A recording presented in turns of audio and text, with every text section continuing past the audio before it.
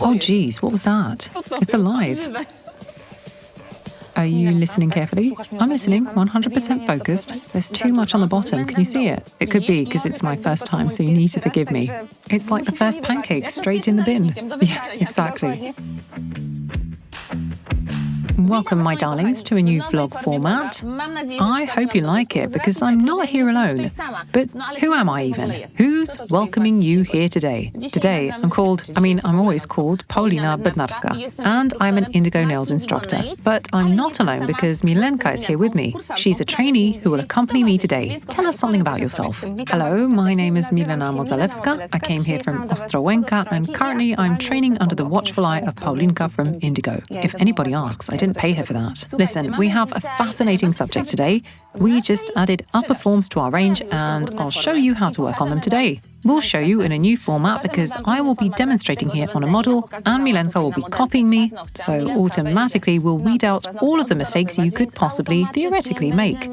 And I tell you, that's kind of nice. Not that I'm making you make mistakes. It's fun when we make mistakes because then it will be easier for us to work. After all, if we make mistakes, we have something to improve, right? Because only those who don't try, don't fail. Exactly. So if you make a mistake here, Milena, if you get confused, not a problem. We don't stress about it at all. And it can happen because it's my first time, so you need to forgive me. It's like the first pancake, straight in the bin. Yes, exactly. Ta-da! Here we go, my dears, our upper forms. They come in two different shapes. There's the classic, there you go, and there's the Russian almond. Here we go, product placement. As you can see, we have many sizes we can fit to any nail plate. We'll pick up a size 9. As we can see in the classics, we have a full side edge on both sides, as well as a beautiful deep tunnel. See? Thanks to this, we'll get a lovely pocket and side edge. The apex is pre-constructed for us too. Now we'll move on to the Russian almond. We also have beautiful side edges here, on both sides. A tunnel, and here, a stunning angular cut. Just like in our Russian shape, which we would have to build from scratch on a standard form. It's just as handy and well formed as all the other edges of the form. It has all the curvatures a real nail has filed to this shape. So really we just need to peel away the form and the nail is ready. We start with our natural nail plate because we need to prepare it. And now, my dears, we've used these files already on our model, which is why they are a little bit matted here, already worn out. So it's not like we're reusing files because they should be single-use only. So here we have new ones, unused. We'll for sure need lint-free pads, cleaner number 1 to wipe the plate off and dehydrate it well. Do you remember why? Then we can tell if we've buffed the nail plate well. We need a base. A protein base is best. Okay, we have a protein base handy. Yes, before we use a base, we need an acid-free primer. Yes, because we have a non-problematic nail plate here, so we will use an acid-free one. And once we apply the base, we'll need the upper forms and acrylics. Yes, acrylics, exactly. Because today, my dears, we will work with acrylics. We want to let you in on something here. I need to tell you these are not for sale yet, so it's a bit of a sneak peek preview. So we have acrylic gels, we have upper forms, but what else do we need for these? A brush. A brush for acrylic gels needs to be a brush dedicated strictly to acrylic gels. As you can see, it has this spatula here and a brush head on the other side. Keep in mind we can't use a gel brush here because it would get all sticky and won't soak up the cleaner. After all, we also need a cleaner to work with acrylic gels. And it's not cleaner number 1 we used earlier to dehydrate the plate because that one has acetone derivatives. And as I mentioned before, what would it do to our brush? Do you know, miss? It would render our brush unusable.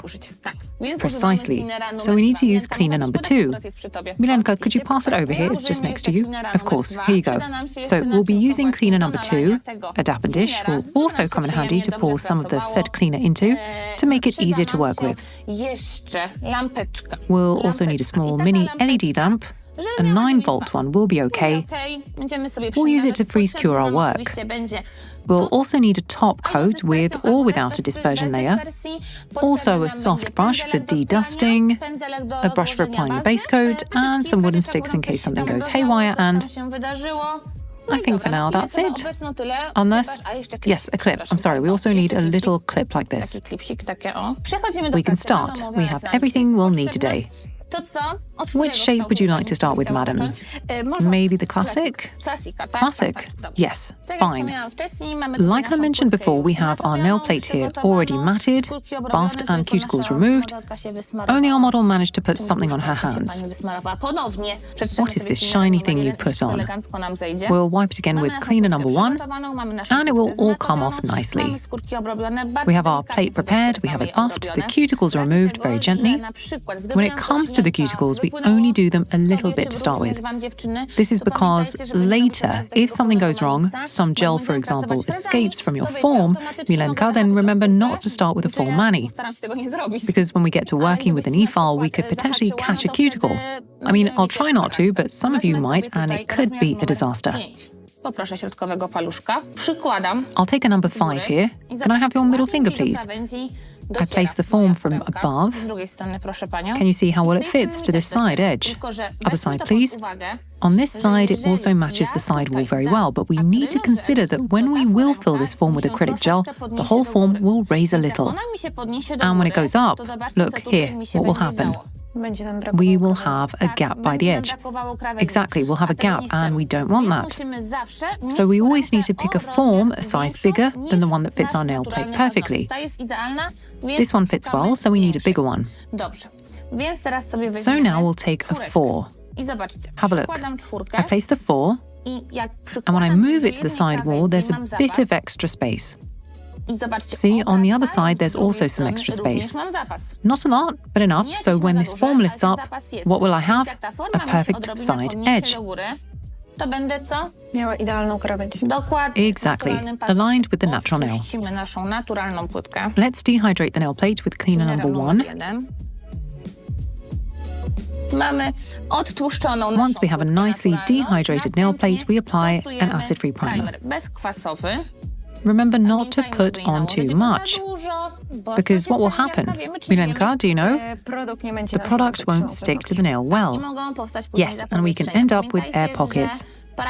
Remember, primer is a bonding agent. Okay, thank you. And we absolutely do not touch the side walls with the primer. We take our protein base and a brush. Here we have a gel brush, and it's double-sided. I always use this side, the slanted one, to rub in the base, because under a gel layer, we need to rub the tiniest bit of base in so that the buff texture is still visible. Because if we flood it with base, then the product will stick to the base layer, and we want it to adhere strictly to the actual nail plate. This way it will be stronger, more durable, etc. A tiny bit of base onto the nail, and we rub it in from the bottom of the nail up, as close to the cuticles as possible, but without flooding them. When the base is rubbed in well, we can see the grooves left by the buffer. Here we can see them well, and if we can't see them, then we take a pad, drain off some of the excess, and then it's more visible. We can start by measuring, for example, the length of our nail against the form. We can see it goes up to number 1, maybe a bit past it. Would you like a long extension or a short one? But not pointy ones. So the model insists she doesn't want long extensions. So what? Up to a number 2, number 3 maybe? Would that be acceptable? You can accept that. So, my darling, we have the right amount picked. Of course, if we run out, we can always add more. It's not like once we place some product and pat it down, that's it. Game over. And it has to stay this way. No. Here we can do it all. Left, right, add and subtract. We place the product from the top of the form. We have our cleaner number 2 in the dapper dish. We have a dry pad. I dip the entire brush in, but not like this. We never do that to a brush. We gently strain off the excess so that it's wet, but not dripping wet. I pat it down, left and right, and when the brush starts getting sticky, I know that it's dried out. Milenka. Yes. Are you listening carefully? I'm listening. 100% focused. I'm straining. Thanks to this, my darlings, I can continue working. Left, right, okay. And as I mentioned, we have extended almost to number 3. So what's important is that the product reaches all of the edges, from one side and the other. There cannot be any product deficit here.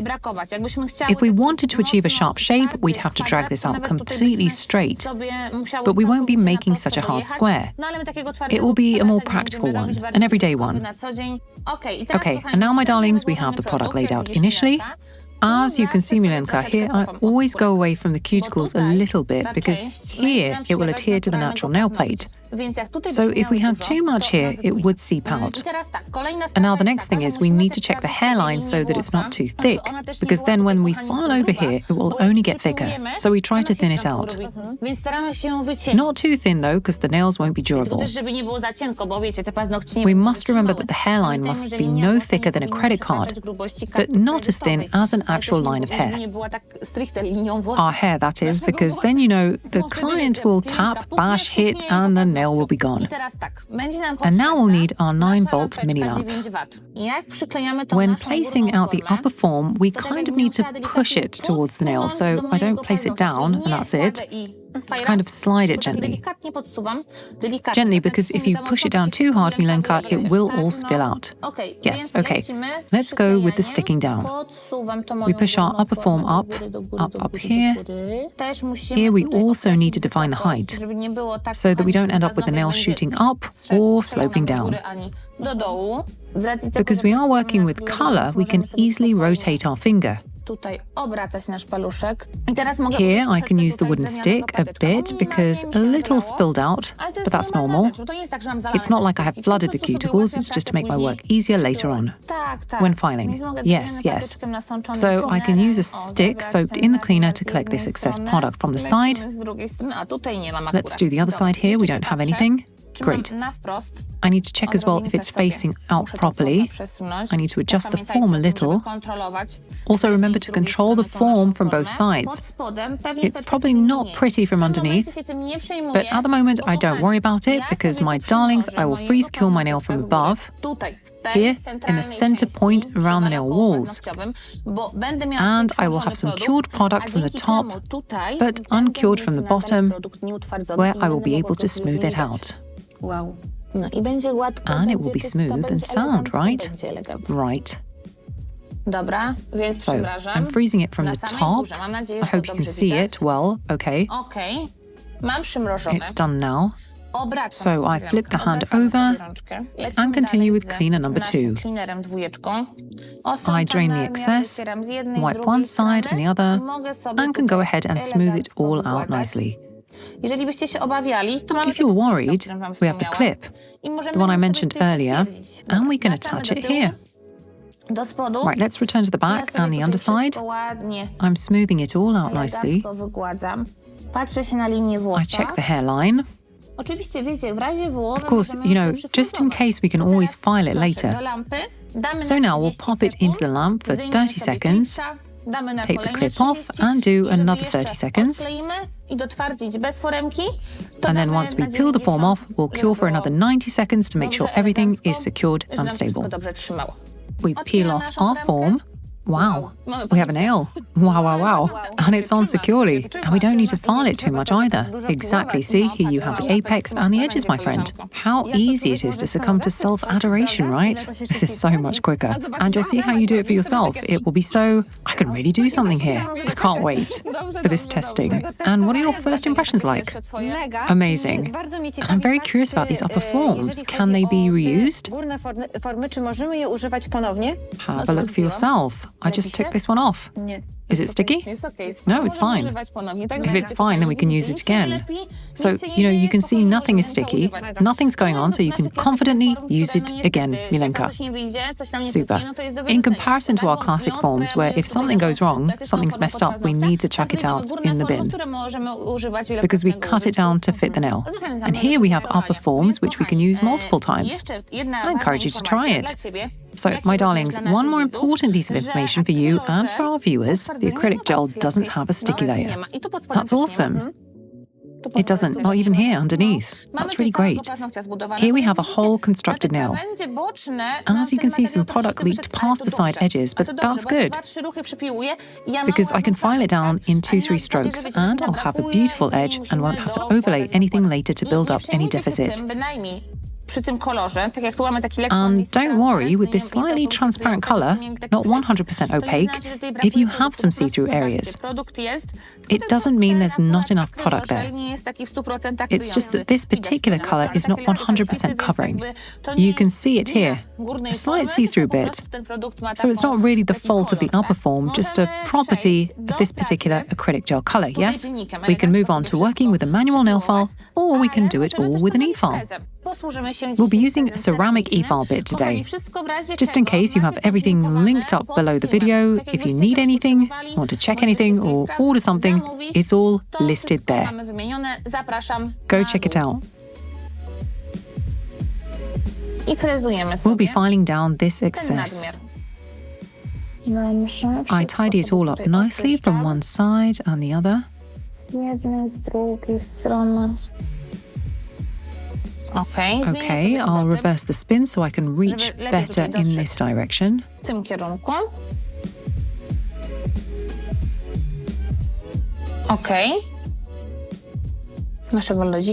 take our cupcake brush and dust everything off. Now time to speed through the edges. We have here a 100 to 180 grit file. We'll use the... Oh jeez, what was that? It's alive. We'll work with the 180 grit file. As I mentioned before, our edges are already matted. It's good to have one file dedicated to buffing the edges, because if we don't buff the edges of the file, we can cut our client's skin. Our brush is already matted. I mean, a nail file. So no, we file. To start with, I will file our squares edge straight. We can turn the hand like so. I can adjust it a bit so I can see better. See if it's nice and straight. And now, my dears, the edges need to be straight along our finger's axis. One and on the other side. And for these edges to be on the same height, we need to check everything.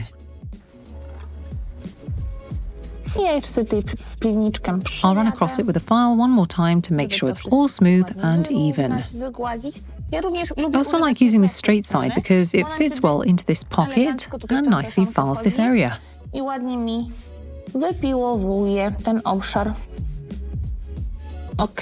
All right, everyone.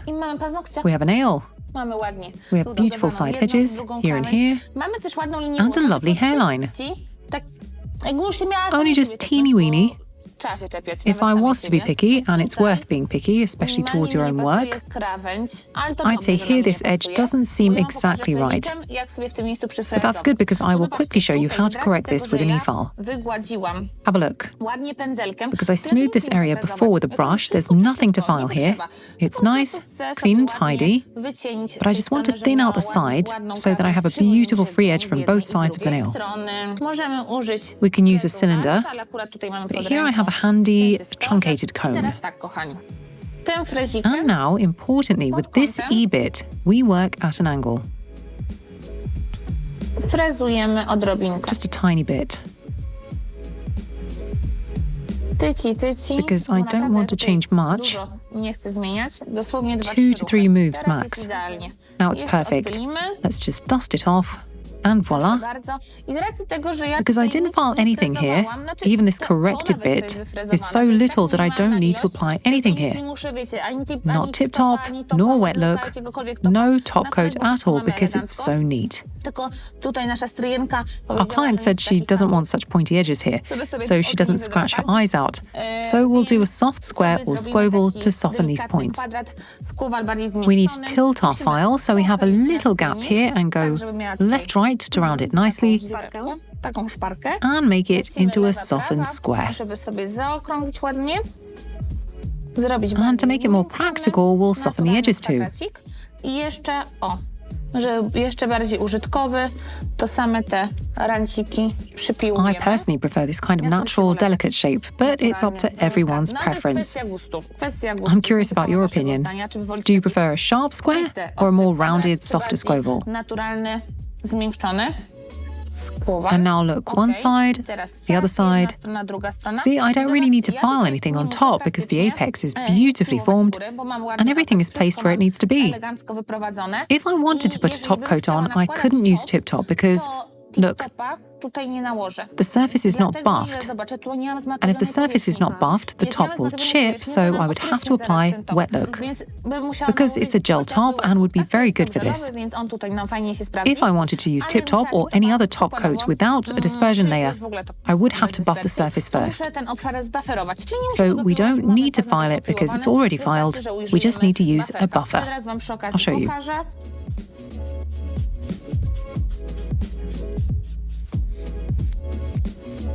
Okay, we have the whole nail prepped.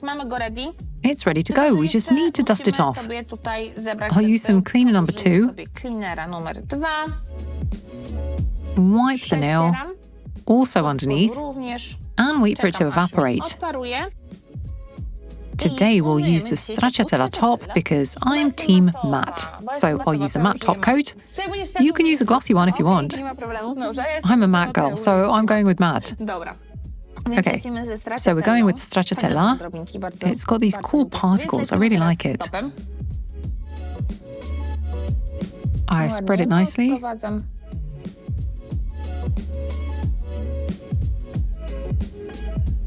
My darlings, listen, if you had a situation, for example, where here by the nail wall, you have a big ridge, don't worry, you can fill it in a bit. It's not like once it's done, and it has to be like this. If something doesn't seem right, we can always correct it. Does it look good? It's good, so it's going in the lamp. We've got this. We have a nail. I'll tell you something, theoretically, super matte doesn't have a dispersion layer. But I like to wipe it anyway. Okay, the nail is wiped and ready. Let's just moisturize the cuticles using the Super Shine Sheer Cleaner. Because it's got shea butter in it, it will hydrate and nourish all of the nail wall areas. Let's fold the pad so it can reach all the nooks and crannies. And that's it. My dears, can you see it from the side? You can. So there you go. Our nail is finished. How is it? It's wonderful. And so much quicker to build this way. Really, a neat deal. Fantastic. Darlings, I've shown you what I had to show you. So, Milenka, are you ready to start? I can start. I hope I managed to create something at least half as good as Paulina. Oh, stop it. I'm sure it will turn out great. It will be great. Are you ready to work? Prepared, focused, and ready? I'm ready. I even feel as if it's me hosting today's episode, even for a minute. Very good. It's great. You'll get to show everyone how you work. How it turns out. Good luck, darling. No stress. Okay, may I have your hand, my lovely model? Which finger will you work on? The index finger, I think. All right. Size 4 seems a little too large. Let me cast my eye over it. Yes, definitely too big because the edge falls way down. The overlap here is not little, it's more like a double overlap, so I would definitely agree with you. The nail will certainly be too big. Size 5 seems to be the right one. Okay, tell our viewers and me why you think the size 5 form will fit fine. Because the 5, when I place it perfectly to the nail, sticks out a little here past the free edge. So then if we don't stick the acrylic gel all the way down, it will create a perfect side edge here. And I would always recommend everyone to always check both sides. If we have an overlap, not a huge one, just enough. So here we have it from one side and the other, right? Yes, so I agree. We stay with size 5. Milenka is using cleaner number 1. Yes, number 1. You need to get rid of that glitter well. Yes, I can see there's a little disco party happening here. So we need to get rid of it all so it doesn't spoil our final effect. Now we'll be applying the acid-free primer. Just like Paulina, I won't put too much of it on so nothing leaks anywhere. We don't touch the cuticle, and we wait for it to evaporate. You're proud of me so far, right? Absolutely, I'm saying nothing. Everything is great. It looks good. All good so far. If something's not right, I will of course be correcting our dear Milenka. But I always teach my trainees to be independent. Milenka can confirm this, right? Yes. I am a true believer in independence, of course. If something goes wrong, I discuss with the trainees what went wrong. But notice that now I'm an observer and just overseeing Milena's work. I don't grab her by the hand, I don't fix anything, just supervise what she does and how. I think we can apply a bit of a base coat now. We'll use a protein base.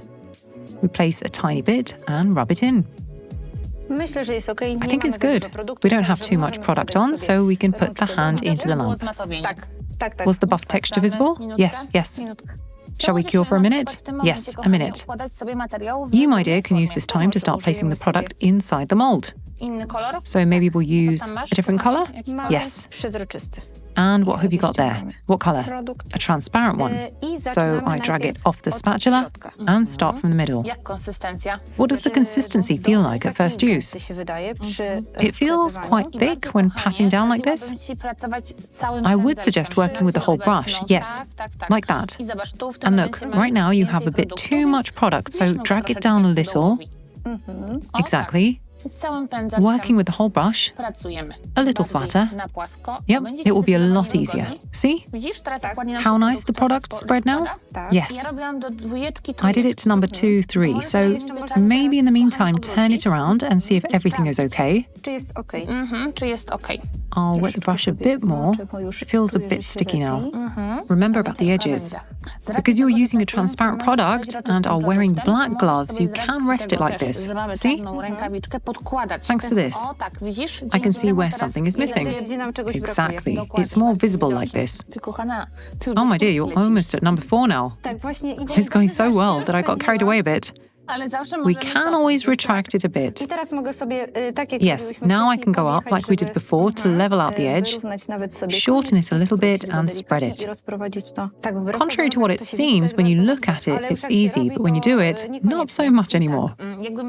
Okay, and if I were to judge this bit here, then what would I say about the amount of product? It's too much. Too much in comparison to the bottom, see?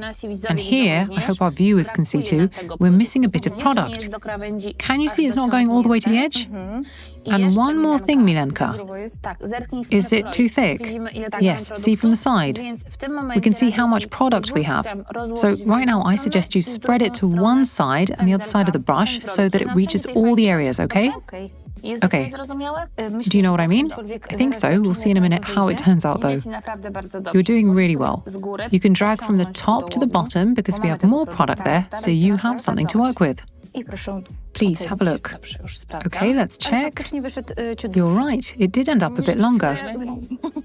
So you're saying we'll file it down? I think that will be the way. Okay, but here it's really way too thin. Can you see it? Yes, on this side, by the edge. Yes, here too. Not enough. Looking at it, see how much product you have here. So I can drag a bit more down. Yes, I would drag a bit along those side edges so later you don't have to add any extra. It's better to spend a bit more time on it now. Now I can see it's a lot better. Yes, we even shortened it a bit. And thanks to that we dragged it out and then pushed it back to the new length, automatically I can see there's now more product on the side edges. It's not so thin anymore. So really it does seem difficult at first, but when you sit and play around a bit with it, it gets easier.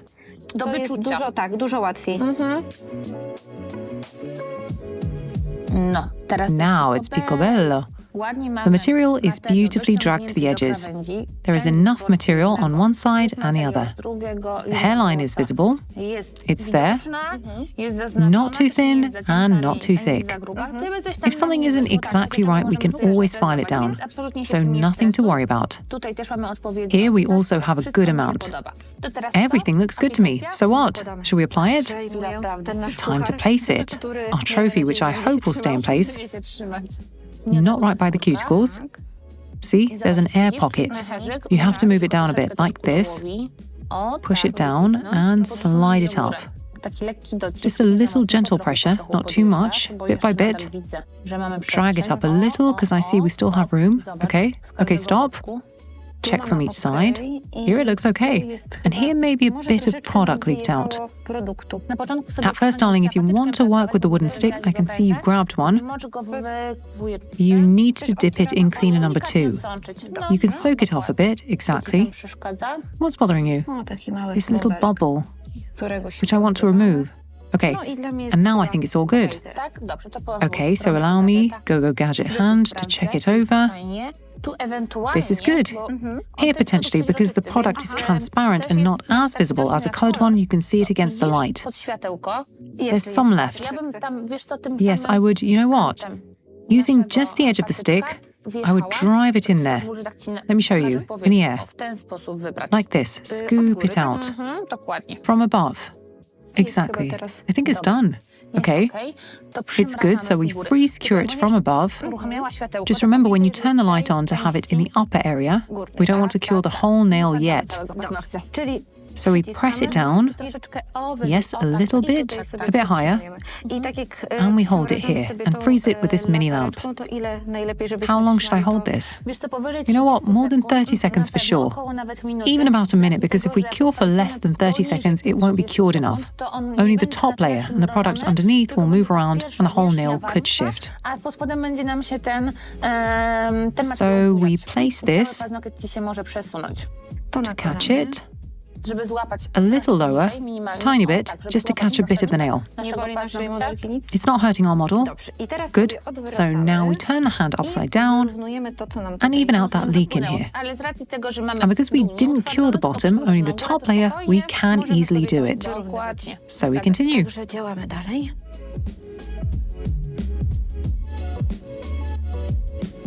Are you ready for a checkup? I'm just not sure if the tip isn't too thick because one side is kind of okay. Yes, one side is nice and smooth. Here you can smooth this out a bit more. Or later just file it down a bit, just like I showed you. Okay, so it's all signed off now. So 30 seconds now. With the clip. Yes, please put it in. Then another 30 seconds with just the form. We take the form off and do another 30.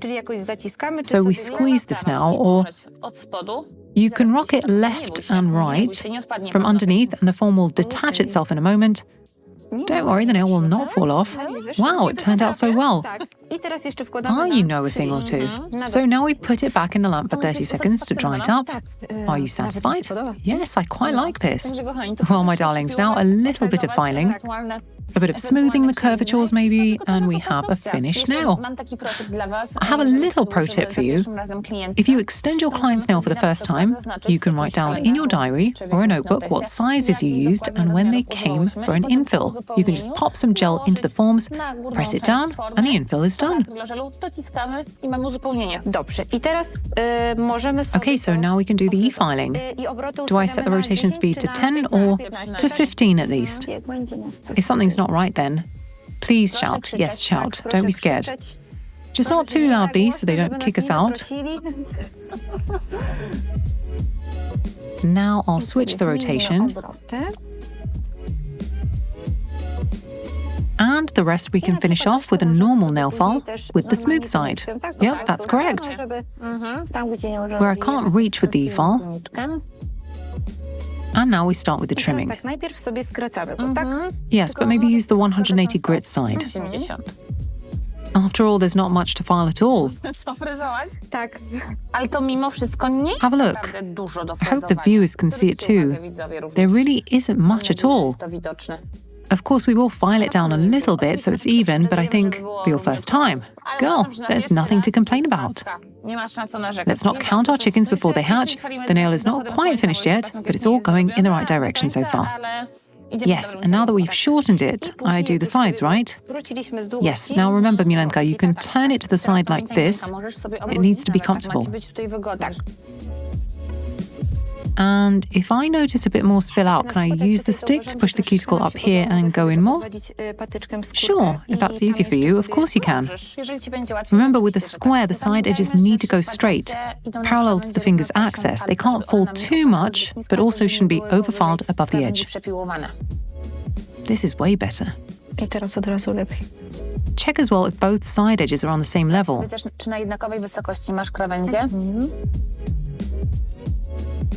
Should we soften it? Or do you want a classic square? I think we can soften it like the other one, so they match. So now as I shorten, I tilt it. Yes, evenly, from one side and the other. Flatten it a bit more, because you went up a bit with the file. And now I can get all that done by the cuticles.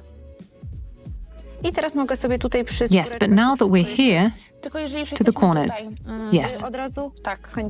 So she doesn't scratch her eyes out. They're way too pretty. And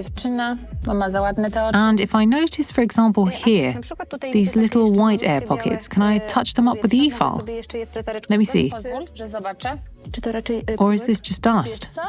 You know what? I think it's dust. Have a look, see? I scooped it out and it's all good. If we want to make an even softer square, then I would file a little more here. A bit more, yeah? Yeah, unless the model wants it like this. So if we wanted to do more, I'd do it at an angle. Just a tiny bit more like this. As I say, it will be a whole kilo lighter, this square, see? A bit more from this side, right? Okay. Oh, now it's picobello. Beautiful.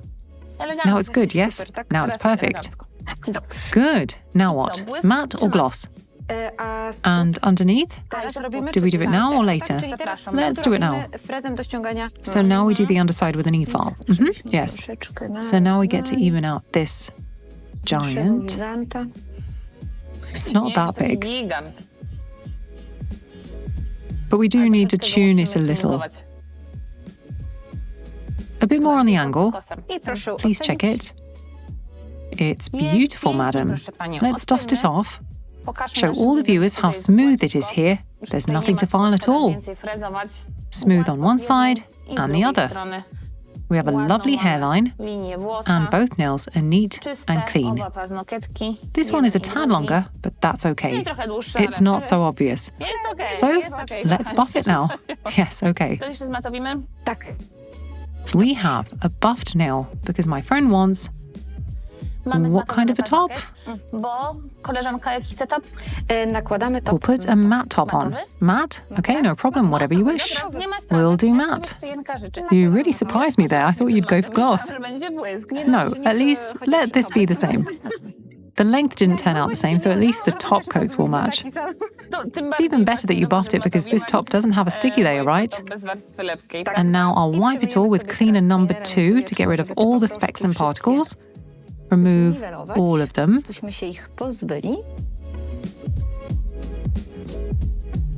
I'm already so proud of this. Now all your clients will want squares. Yes, please. And now I'll put the stracciatella top on. Let's have a lolook. It's all good. The cuticles aren't flooded. Only there. Can you see a little bump? You can use the 007 brush to pull it up at the tip. Here, by the free edge. The light breaks and we can see a bump. This can be fixed. It can be fixed with the 007, our special agent. We'll drag it up. Can you see the difference, Milenka? Yes, that's definitely better. Yes, now it looks great. Okay, so let's cure it. Please pop it into the lamp. Time for drying. We got it! Bravo, congratulations. We've got upper forms done. Was it hard? No, not hard, but there's plenty to do at the start. It's something different. Yes, different, especially if you've never worked with acrylic gel.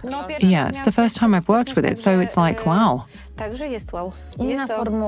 A different formula, so we need to feel the product a little, right?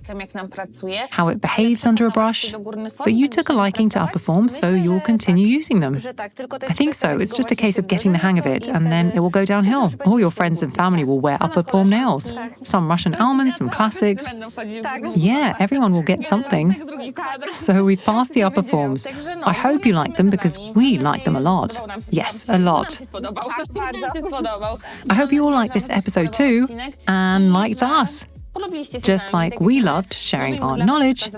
Together with Milenka, we showed you today what we can do. So see you soon. Don't forget to subscribe to the channel. Hands up. Until next time.